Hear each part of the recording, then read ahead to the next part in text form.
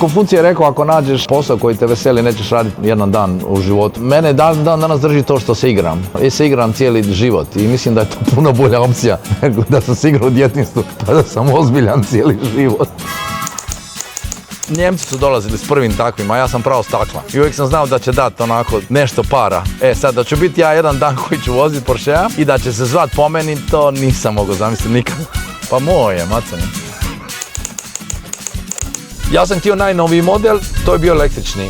I onda kad su mi rekli da ima 400 konja, da u principu u gradu nemaš nikakve razlike, da se jedno moraš priviknuti, ideš na neke dulje ture, da moraš planirati putovanja, ali zato imaš tu planer. Što se tiče punjenja i svega, ako ne puniš doma, sve je tu u privjesku, dakle sve nosiš. Sa privjeskom ništa ne plaćaš, samo se prikačiš. Tu u susjedstvu imam brzi punjač, dođem, za 10 minuta je on pun. Ako nema strasti za posao koji radite, strast iznad želja. To je ali jedno s drugim povezano. Onaj koji je strastven, tako ga zanima. Ali ta neka ideja, ona iskra koja vam dođe i zbog koje vi osjetite, danas sam rasturio, onda je to. Ne smijete se nikad mjeriti prema drugima. Dakle, po čemu sam ja uspješan ako vozim Mohana? Ako me to veseli, onda je to uspjeh.